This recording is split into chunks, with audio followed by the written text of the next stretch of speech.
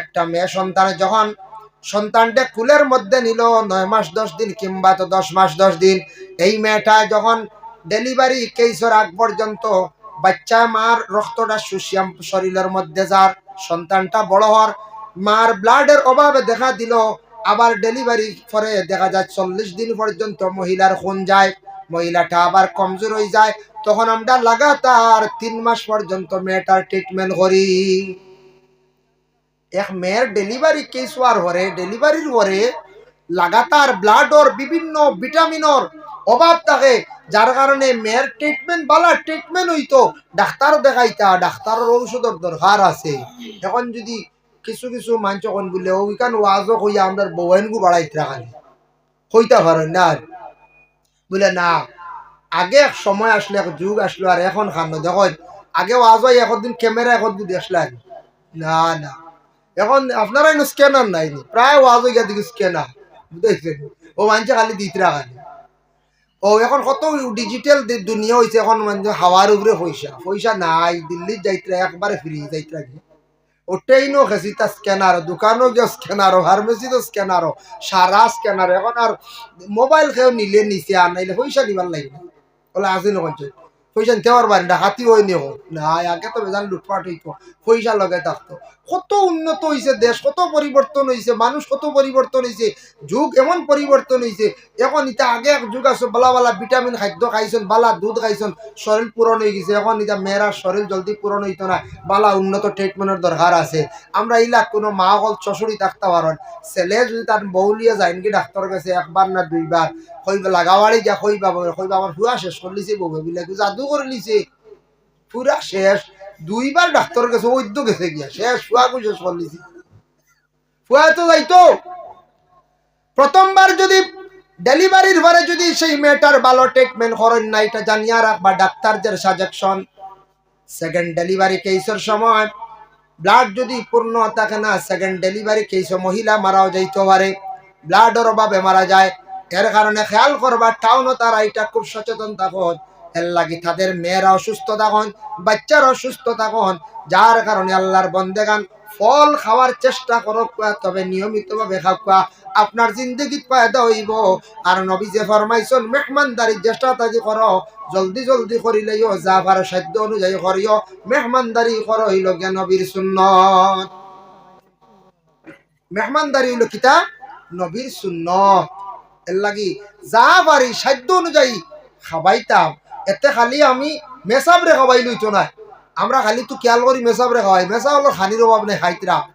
প্রতিবেশী আত্মীয় স্বজন যারে জেলা বারণ মাঝে মাঝে খাওয়া, কোনো বাড়িতে গেলে মা বই নকলে কিচ্ছু খাওয়ানি, মেহনত করিয়া মা বই নকলে খাওয়াইতা, রোজা মাস টিভি নকু খেয়াল করিয়া দিতা।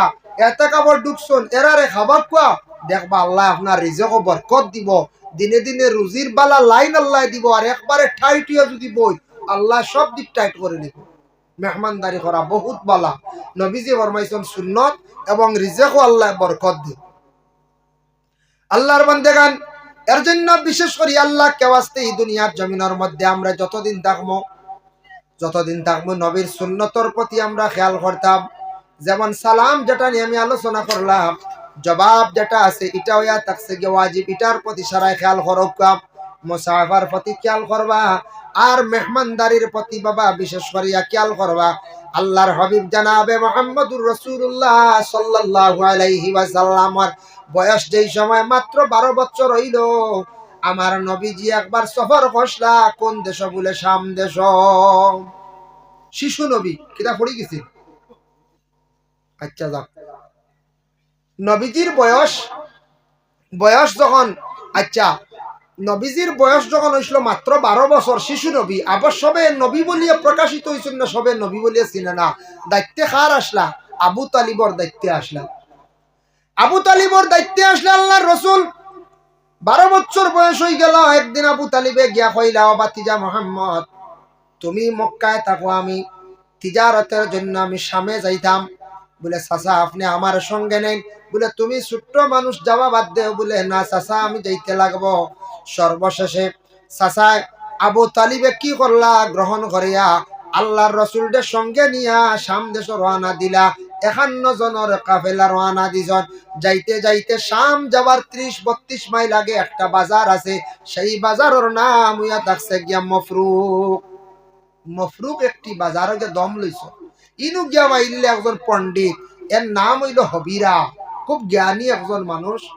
তাইন ভাইয়া সারা কাফেলারে দম লাগে কইলা, ও কাফেলাবাসী কইতে কি আইছে বলে, মক্কাত থেকে যাইতা কই বলে শাম, বলে সবর তুরা আমার মেহমানদারির দাওয়াত আমি সারারে দিলাইলাম, ইদিকে আরো মেহমান গেছন, আমি সবরে তুরা তুরা নাস্তা করাইয়া দেই, আপনারা আমার গড় খানা তুরা নাস্তা করি যাইবা, হইলো দাওয়াত দিলাইবা। হবিরা পণ্ডিতে, তারপরে হবিরা পণ্ডিতে যখন দাওয়াত দিছেন, সারা দেখলাম আস্তে আস্তে হবিরার গড়ের দিকে গেলা গিয়া দাঁড় লই নিলাম। দেখো একা একজন শিশু মানুষ, একা একজন আলাদা একটা মরা গাছর তলে হেলান দিয়া দেখিয়া কইলা রে ইন খে, ও সময় কইলা, ও কাফেলা তোমাদের সর্দার খে বলে আমি আবু তালিব। বলে আচ্ছা আপনারা সারাই গেলাম, আপনার সঙ্গে যে আসন ছোট্ট একজন মানুষ ইন খে বলে আমার বাতিজা। বলে নাম কি? মোহাম্মদ। বলে বাবার নাম কি? আব্দুল্লাহ। মায়ের নাম কি? বলে আমিনা। জন্ম কোথায়? বলে মক্কায়। বলে কোন বংশ? বলে কুরাইশ বংশ। যেমনে শুনছেন হবিরায় শোনা মাত্র আল্লাহ রসুল ডে জড়াইয়া দরিয়া কান্দন আরম্ভ করলাম। আবু তালিব এখন, ও হবিরা তুমি এখানে কান্দ আমার বাতিজারে দরিয়া, বলে জানো না রে আবু তালিব, আমি তওরাত পড়িলাম, জবুর পড়িলাম, আমি ইনজিল পড়িলাম, তিনটা কিতাবের মধ্যে পাইলাম সর্বশেষে একজন নবী আসবা, এই নবী মক্কায় জন্মগ্রহণ করবা, এই নবীর নাম হইব মোহাম্মদ, বাবার নাম আব্দুল্লাহ, মায়ের নাম আমিনা, এই নবীর বিশেষ করিয়া বংশ হইব কুরাইশ। আর আমি কিতাবও পাইলাম তাই শিশুকালে একবার ওই রাস্তায় সামদেশ সফর করবা। আমি হবিরায় এই মোহাম্মদ রে, এই নবীরে দেখার জন্য 20 বছর তাকিয়া এই রাস্তায় আমি খালি অপেক্ষা করিয়া, 20 বছর তাকিয়া বুধবাই ত্রাণী। ও আবু তালিব 20 বছর তাকি কাফেলা অকল যাইতে আসন মোহাম্মদের তালাশে, 20 বছর তাকি আমি কাফেলা অকলরে আমি কি করিয়া, 20 বছর তাকি দাওয়াত খাওয়াইয়ার খাওয়াইতে খাওয়াইতে রে সম্পদ পর্যন্ত কিছু কমাইয়া আসছি, তবে আমি মোহাম্মদের কোনো সন্ধান পাইলাম না। যাক শুকরিয়া, আজকে আমি সর্বশেষ নবীর সঙ্গে দেখা হয়ে গেল। ও সময় খুব আদর করিয়া ঘরের মধ্যে নিলা, আল্লাহ রসুল নিয়ে বসাইলা, বসানির পরে আবু তালিবরে ডাক দিয়া, আবু তালিব আমি জেলা পাইছি তওরাত জবুর ইনজিলে, ঠিক শাম দেশের মানুষে পাইছন, কিছু দুশ্মন হল আসন, সর্বশেষে একজন নবী আসবা, যে নবীর দ্বারা ইসলাম একটি নতুন ধর্ম প্রকাশিত হইব, যার কারণে এর আগে ধ্বংস করাটা ভালো হইব। এইভাবে তারা প্রচেষ্টা চালাইতে আছে, কিন্তু তারা জানে না, চিনে না। শাম তোমার বাতি যারা নিয়ে যাইও না, তুমি ঘুরিয়া যাও গিয়া, ঘুরিয়া যাও গিয়া, অন্য মালতা বেশি লাও। ই কথা শুনিয়া আবু তালিবে গোটা কাফেলা লইয়া মফরুক বাজার সব মাল বেশি লাইছন, সব মাল বেশি লাইছন। বেশিয়া ও সময় মেহমানদারি শেষ, মফরুকে আল্লাহর রসুল রে গোটা কাফেলারে আগুয়া দিছন 10 মাইল পর্যন্ত।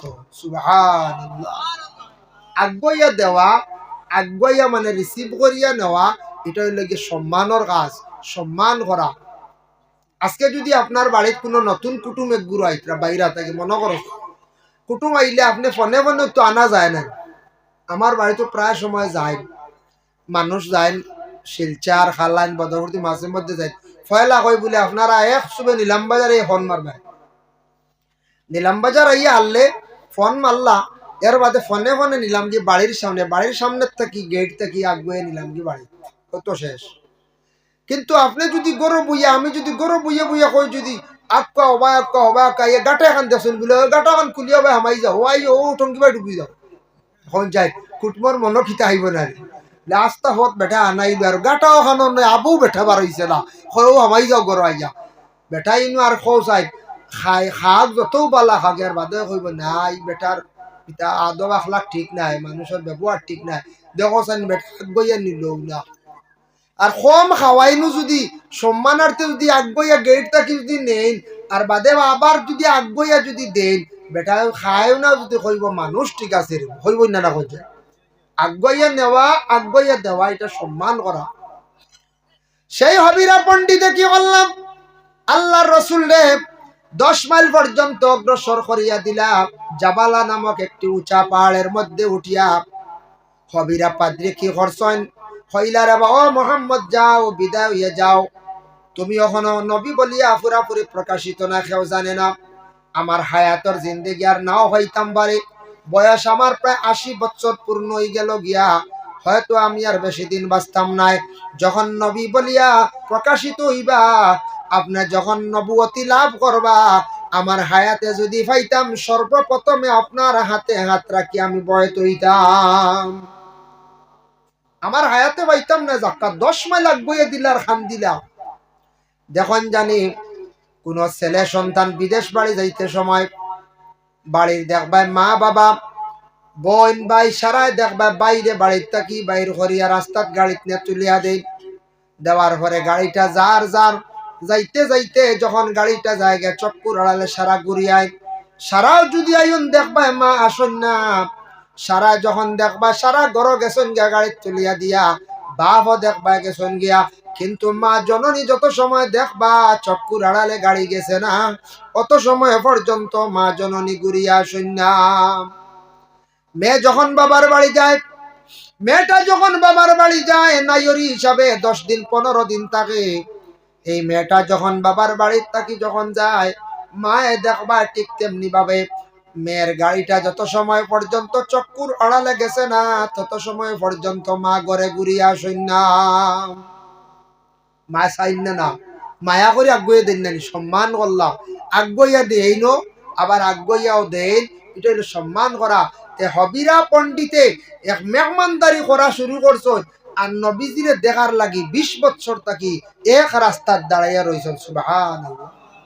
সেই হবিরা পণ্ডিতে তাই নবীজির গুণাবলী প্রশংসা গুলা করলাম, বলে কি করলাম, বলে বাল্য জীবনে মোহাম্মদ রে পাইলাম, এত আদব আখলাক চরিত্র বালাম, বড় মানুষের নিকটে গেছেন না, বড় মানুষের নিকটে যাইতে চাইন না, সরিয়া আলোক তখন মরা গাছের মধ্যে হেলান দিলা, যে মোহাম্মদে মরা গাছের মধ্যে হেলান দিয়া গেছলা, এই গাছে বেশ দেরি করছে না, গাছটা কুড়ি দিয়া জিতা হয়ে গেল।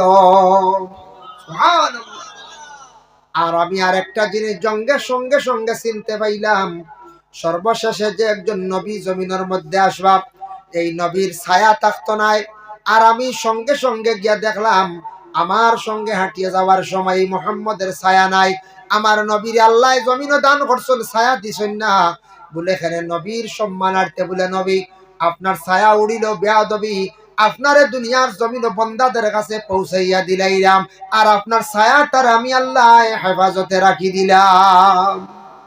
নবীরে দিলাইছেন আল্লাহ আমারে, আর আল্লাহ নবীর ছায়া রাখি দিছেন। বুঝবাইত্রা ভাই মুসলমান, এর লাগি দয়া করি আল্লাহ কে বাস্তে আমরা এই দুনিয়ার জমিনের মধ্যে বাবা খেও চিরস্থায়ী না, দুনিয়ার জমিন ছড়িয়ে যাইতে লাগবো। দেখো আমি 2 নম্বরে একটি সূরা তিলাওয়াত করলাম, যে সূরাটির নাম হইল গিয়ে সূরা ইখলাস। এই সূরাটা অর্থ বাট্টি একটা সূরা, এই সূরাটার নাম হইল সূরাতুল ইখলাস, মক্কিয়া, মক্কাত অবতীর্ণ হইছে। কুল হুয়াল্লাহু আহাদ আল্লাহুস সামাদ লাম ইয়ালিদ ওয়া লাম ইউলাদ ওয়া লাম ইয়াকুল লাহু কুফুয়ান আহাদ। আমরা সবাই জানি না নি লাম ইয়ালিদ ওয়া লাম ইউলাদ ওয়া লাম ইয়াকুল লাহু কুফুয়ান আহাদ। এই সূরা সবে জানি পড়া লাগে, কেউ কোন শুনছিলেন মাঝে মাঝে উল্টা কুল বল্লাহ হড়িয়া হু দিলে থালা বুঝিল খুলি যায়, এগু কিলা হড়ে আল্লাহ জানে, আমি ওখানে জানি না। একগুরে কয় দেখি একদিন ফড়িয়া গু দেখা কোয়া, আর দেখি থালা কুলিয়া দেখা কোয়া, বুঝেছেন? খালি কয় না আউরি মাত, বুঝেছেন? মাঝে মাঝে একগুরে মাত হয়। এদিন এক খবর আইলে, এক মেসেজ আইল, এখন বুঝিন আমরার দেশ বেটিনতে বুঝিন খরদনি ফিন দিতে পারে না, বুঝি আরে বেটিয়ে বন্ধ করি কর, আমার বাড়ি আম্মায় না করছেন, আরেক আম্মায় কইস বেটিনতে বুঝিন খবরত খমর বুঝিন থাকা দেওয়া মানা, বুঝি আচ্ছা হন চান ভাই ইগু কিতাব হতোয়া আনতে বেটিয়ে বুঝিন টাকা বিন দিলে অত অপরাধ হয়ে যায়, টাকায় কিতাব অসুবিধা করছে। বেটি তো খমর টাকা খরদনি ব্যবহার করতো, কুচু ফড়িয়া দেব হইলে দিতে পারতা, খরদনি তো আরো বালা জিনিস। কিন্তু আপনি যখন যাইবা এহরাম বান্ধিবা, এই সময় আপনার খরদনি থাকতো না, এই সময় খালি শুধু 2 কাপড়। এহরাম বান্ধিলা মরা অবস্থায়, মরার লাগায় আপনি আর কিচ্ছু না, 2 কাপড় পুরুষের লাগি, মহিলাগুলোর লাগি মানা না। মহিলাগুলোর আব্রু থাকতো, মহিলাগুলোর বুঝাইতে আল্লাহর বাড়ি গিয়ে আল্লাহর গড়ের দ্বারক গিয়ে তাইতানোর খাবর বেশ করে কুলার হুকুম নাই, খাবর লইয়া তান্তানো আলাদা এহরাম নাই, যে খাবর আছে খাবর পবিত্র হইতো শর্ট, আর শরীর ডাকি আল্লাহর গড়ে তোয়াফ করতা। ইলা পুরুষের লাগি হইল গিয়ে এই সময় খর্দনি কুলা, আর আমরা দেশ এখন না বুঝিয়া মনে কই দিছেন বলে মহিলা হলো খর্দনি কুলা, বুঝাইছেন? এটা আউরি কোনো সময় প্রায় জায়গা তোলা শোনা যায় আউরি মাত, যার কারণে বিশেষ করে কুলু আল্লাহ উল্টা পড়া আমি একজনে পাইছি না, এটা হইতে পারো তোলা শুনছি মাত একগুলো এখন কুলু আল্লাহ উল্টা পড়িলে থালা বুঝিন খুলি যায়, এটা বেহুদা মাত, বুঝাইছেন? যার কারণে এটা হইল গিয়া ভুল। তবে এটা কিছু আছে জাদু, জাদু আপনারা বিশ্বাস করেন, জাদু যেটা সেহের, সেহের এটা সত্য, কিতাবও আছে হাদিস শরীফ আইছে সেহের, নবীজি বলেছে জাদু উদু করিও না, জাদুর লাগি পেগাম্বরে উহারছেন না, যে জাদুর লাগি সুলাইমান নবীর জিন্নাতকলে বেশি মানতা হতা, ও জিন্নাতেও একবার সুলাইমান নবীর আংটি চুরি করিস রুশলানি ঘটনা। সুলাইমান নবী তো জিন্নাতকল দি কাম কাজ করাই তা না, তো সুলাইমানি আংটি যেগুলো আসলো, আংটি কিনতেন জানি ওই একটা, বুঝাইছেন? হয় ডাইনা তো বেশি, ডাইনা তো হওয়া উত্তম, বাম হাত হইলো ও আঙ্গুলো, বাম আঙ্গুলো ও কারণে না করা হয় যে না পরিধান করা বালা, আপনি পয়খানার পরে জরুরত আদায় করতা যদি ময়লা উলা লাগি যায়, এর কারণে আপনার ডাইনা তো দেওয়া উত্তম, আংটি আপনার ফাঁসো আঙ্গুলো দেওয়া নাই। আমরা খেয়া আছে এখানে অগুত দুই সাইড ও ফাঁস ও ছয়, ছয় সাতটা লাগাই দিই, ছয় সাতটা লাগাইয়া বুয়া খালি আংটি আর আংটি আলি গট্টার গট্টার করে দিয়েছি। সুলাইমান আলাইহিস সালাতু ওয়াস সালাম আর সুলাইমানি আংটি যেগুলো অগুত অগুত আসলো মুজিজা পাওয়ার আসলো, বুঝাইছেন? কেরামতি আসলো অগুত। সুলাইমান নবী তাই তো জিন্নাতরে ডাকিয়া খাম কাজ করায়, জিন্নাত হলে কইলারি এই আংটি দিয়ে বহুত কিচ্ছু করতে পারেন, দেখি লিতাম একদিন সুযোগ কইলারে একমাত্র সুলাইমানে আংটি কুলন তাই ফায়খানা যাইবার সময়, আর তো কুলইন না, বুঝাইছেন? ও সময় সুযোগ লই লিতাম, ও তাই না একদিন আংটি কুলিয়া দিয়া বিবির কাছে দিয়া কইলা যে অগু রাখো আমি আইয়া, তারা তো জানেই লাইছে তাই তো খুলিয়া তুইয়া যায়, আর ও ভাগে দি যে সময় গেছে ও সময়ের মাঝে হে পুরা সুলাইমানের সুরত ধরিয়ে গলা উল্লা বানাইয়া মাতিও দিয়া আইয়া কয় আমার আংটি দিলা, হে জামাই বনিয়া আইছে, সুলাইমান নবী বনিয়া আইছে, আর আইয়া তো আংটি লিয়া গেছে, সুলাইমান নবী বাজে জরুরত আদায় করে এখন আমার আংটি খানো বলে আপনি নু নিলাই গিয়া হে লিয়া গেছে জিন্নাতে। সুলাইমান আলাইহিস সালাতু ওয়াস সালাম ধ্যান মুক্ত ইয়া কইলা রে আমার আংটিটা তো লইয়া গেছে গে নিশ্চয় কোন জিন্নাতে। ওই সময় সুলাইমান আলাইহিস সালাতু ওয়াস সালাম দিশা করিয়া কইলা আয় আল্লাহ আমি আপনার কাছে সাহায্য চাই, আর আল্লাহ যে জিন্নাতে আমার আংটিটা নিচে গিয়া আমার আংটিটা আবার ফিরাইয়া আপনি দেখবা, আল্লাহ আমি সাহায্য চাই। আর ওই সময় তার যন্ত্রণা শুরু হয়েছে, জিন্নাতিনে ঝাড়তে পারছে না, ইটটা মারিয়া সমুদ্রের মধ্যে আংটি ফালাই দিছি, সাগরও ফালাই দিছি। কেউ একটা কোনো জিনিস আছে নানি বলে যা ভাই গো ফালাই দিও ভাই পানি যা তুলে ফালাই নানি ফালাই দিই। আমরা কিতাবও দেখলাম, এটা এটা হইল গিয়া আমরা ছাত্ররা আমি মনে কয়েকদিন আগে রওজাতুল আদব একটা কিতাব, আদবের কিতাব পড়াইতে সময় দেখলাম একটা হেকায়ত আঞ্চল, এক বেটার নাম মুসা, আর এই বেটায় একদিন পয়সার তলিয়ে গু চুরি করি লইয়া দৌড় দিছে গিয়া মসজিদে হমাইছে, বুঝাইছে? মসজিদে আমাই হ্যাঁ নমাজও লাগিছে, কারণ বাসিত করিত চুর নমাজও লাগছে বা পয়সার তলি লইয়া, আর পয়সার তলি মনে করলে বা হাতে দিন রাখিয়া লটকাইয়া আর হে নমাজও লাগিছে। হেকায় তো দেখলাম আর রওজাতুল আদব ফিসে ছাত্ররে পড়াইলাম। ও সময় ইমাম সাহেব আয়াত পড়িতরা কুরআনের আয়াত, আল্লাহ একদিন মুসারে কইসলা নানি ওমা তিলকা বিয়ামিনিকা ইয়া মুসা, ও মুসা তোমার তো কিতাব, আর এই সুর বেটা পয়সার তলিলিয়ে নমাজও লাগছে, আর ইমাম সাহেব নমাজও পড়িতরা ওমা তিলকা বিয়ামিনিকা ইয়া মুসা, সুরর মনে আইছে রে ইমামিন ফিরুর না কিতা, আমি তো মুসা আমার আতো কিতা হে বেটা কই নিল পয়সার তলি তুই সুর বাগিছে, পয়সার তলি তুই সুর বাগিছে, বুঝবাই ত্রাণে কিজার ডাট ইমাম, ইমাম সাহেব কই দিছে, ইমাম সাহেব হালেকে খালি আয়াত পড়িতরা কুরআন শরীফ, এগুর অর্থ হইল কি একটা বুঝাইছে ইমাম ওমা তিলকা বিয়ামিনিকা ইয়া মুসা, হাই রা সুলাইমানের আংটি ফেলাই দিলে দেখুন জানি ফানি দাখতা ইটা মারান জানি কিচ্ছু মাছ একগুড়ো আসন একগুড়ো মাছ তলেও তখন বেশি একগুড়ো কিছু হরুমকা তখন ফাতাও ফালাইয়া দেখবাই জাফটাই গুমারছে মারে নেন কিচ্ছু ফালাইন জানি খাইবার বস্তু দেবা খা ফাত্তরে যদি ইটা মারিও দেবা একবার আইব দাঁড়িয়ে দি আংটি ফালাই তো মাছে গিয়ে খাই ফেলেছি মাছে খাইছে খাবার পরে মাছের ভেটো গেছে আংটি মাছে জারতে পারছে না ও সময় মাছে কি করলো নিয়া এমন অবস্থা আরম্ভ করলো সমুদ্রের মধ্যে মাছে লড়াচড়া আরম্ভ করলো অশান্তি সৃষ্টি হয়ে গেল মাছের যখন অশান্তি সৃষ্টি হয় বেমার সৃষ্টি হয় তখন মাছ নিচের থেকে উপরে উঠিয়া কি করে নড়াচড়া করে এক শিকারী গেছেন শিকার করার গিয়া দেখছ মাছের বাড়ি দেখে যেমনে খেও মারছন তার মাছটা তুলিয়া লইয়া আইসন আনিয়া কইলা গো বিবি বড় আজকে ভাগ্য বালা শিকারে গেছলাম বড় একটা মাছ দেখি আর একবারে সামনে আইয়া একবারে বাসি গেল তুলিয়া লইয়া আই গেলাম বিবি গো মাছটা বানাও তখন বিবিয়ে যখন মাছটা খাটিলা খাটতে সময় তান গাছে ধরা পড়ছে একটা আংটি পাইলাইলা কইলা গো স্বামী মাছের পেটের ভিতরে একটা আচানক জিনিস পাইলাম দেখছেন আংটি খানে বেটা পরিচয় পাইলাইছে কইল রে ই আংটিটা তো সুলাইমান ই আংটি সুলাইমানোর ছাড়া আর কেউর নাই গুকিলা আইল আল্লাহর বন্দা সুলাইমানোর আংটি নিয়ে তান দরবার পৌঁছাইল দেখো আল্লাহর বন্দেগান জিন্না তকলে দেখো নবীর লাগি কতটুক বাহাদুরি খেলাইছেন কিন্তু পারছেন না জাদু যেটা আছে জাদু বড় মারাত্মক বাবা নবী যে ফরমাইছেন তুমি তান জাদু টুনার থাকি বাঁচার চেষ্টা করিও জাদু ইটা বালা না এগুলো থাকছে গিয়ে কুফরি কাম এখন দেখো নবীজি সাল্লাল্লাহু আলাইহি ওয়াসাল্লামের কাছে একজন ব্যক্তি কইল কালা ইন্নী উহিব্বু হাযিহি সূরাতা কুল হুয়াল্লাহু আহাদ ইয়া রাসূলুল্লাহ আমি কোরআনের মধ্যে সবচেয়ে মহব্বত করি কুল হুয়াল্লাহ সূরাটা আল্লাহর রাসূল ফরমান কালা ইন্না হুব্বাকা ইয়াহা আদখালাকাল জান্নাহ হে নবী ও নবী কইলা ও বান্দা তুমি যদি এই সূরাটারে যদি মহব্বত করিয়া থাকো সেই সূরায় তোমারে জান্নাতের মধ্যে দাখিল করব তুমি যদি সূরারে মহব্বত করিয়া থাকো এই সূরায় তোমারে জান্নাতের মধ্যে দাখিল করব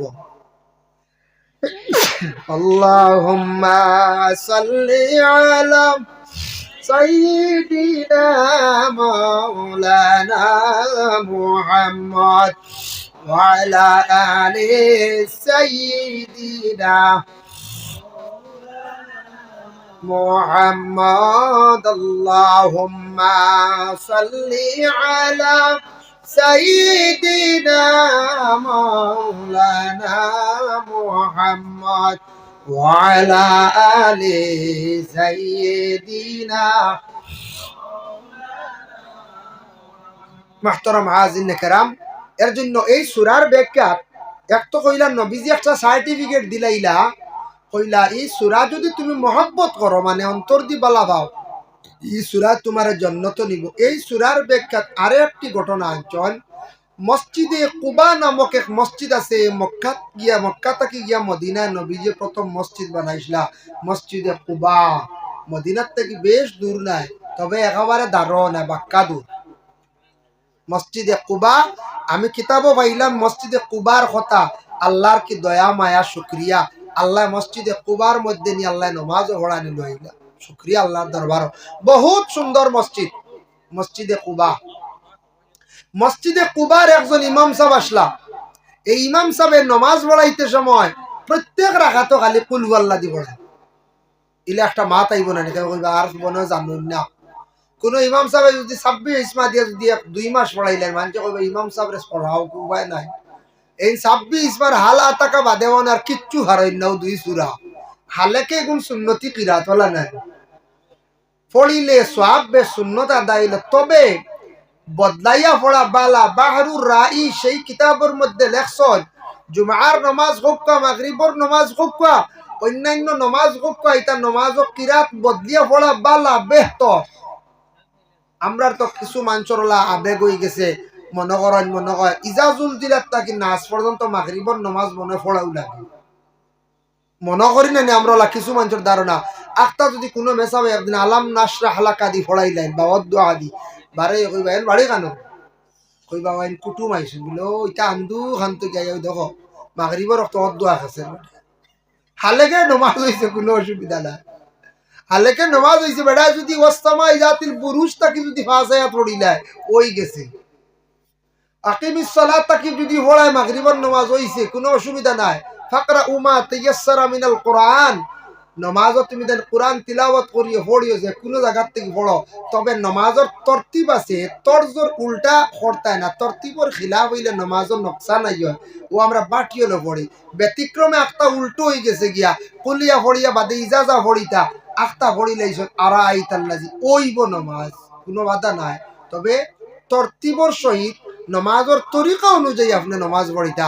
আগর রাখা তো কুল হুয়াল্লাহ, বাদর রাখা তো কুল হুয়াল্লাহ।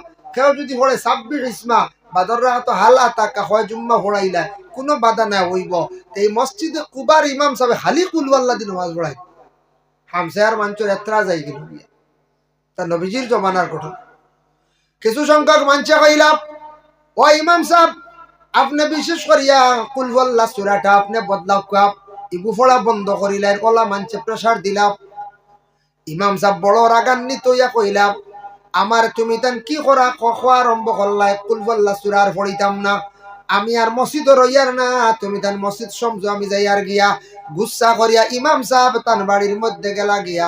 এখন তো ইমাম নাই, ইমাম হলো অভাব আসলো সেই সময়। মহল্লার কিছু মানুষ গেলা আল্লাহ রসুলের কাছে গিয়া কইলা, ইয়া রসুল আল্লাহ, আমরার মসজিদের ইমাম সাহেব গুচ্ছা করিয়া গেছেন গিয়া। বলে কি তো হইছে? বলে ইয়া রসুল আল্লাহ, আমরা তার খালি কুল হুয়াল্লাহ সূরা দিয়ে নামাজ পড়াই না, আমরা এতরাজ করে দিছিলাম, ও তাই গে লাগি বালাইয়া মসি ইলা কিছু গরম মেশা বলা হইন না দি ও নক্কা সাবি যাই আর আলহামদুলিল্লাহ যাই আর যাইবা কি না।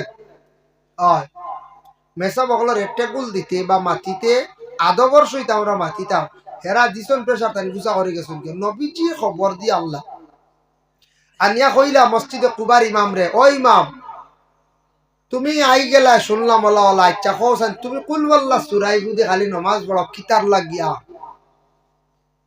ওই সময় ইমাম সাহেব উত্তর দেন, ইয়া রাসূলুল্লাহ ইয়া হাবিবাল্লাহ, আমি কোরআনের মধ্যে সবচাইতে কুল হুয়াল্লাহ সূরাটারে বেশি আমি অন্তর দিয়ে বালা ভাই, এই সূরাটারে আমি খুব বেশি মহব্বত করি, খুব বেশি বালা ভাই ইয়া রাসূলুল্লাহ, এই জন্য আমি নামাজের মধ্যে হর রাখাত আমি কুল হুয়াল্লাহ সূরা দিয়ে নামাজ পড়াই।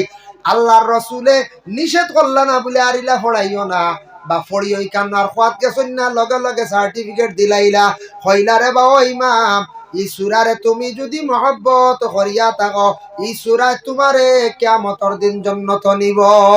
হকা সুবহানাল্লাহ, দেখরানি নবীজি সার্টিফিকেট দেয়া ও এক সূরা তোমারে জান্নাত দাখিল করলি।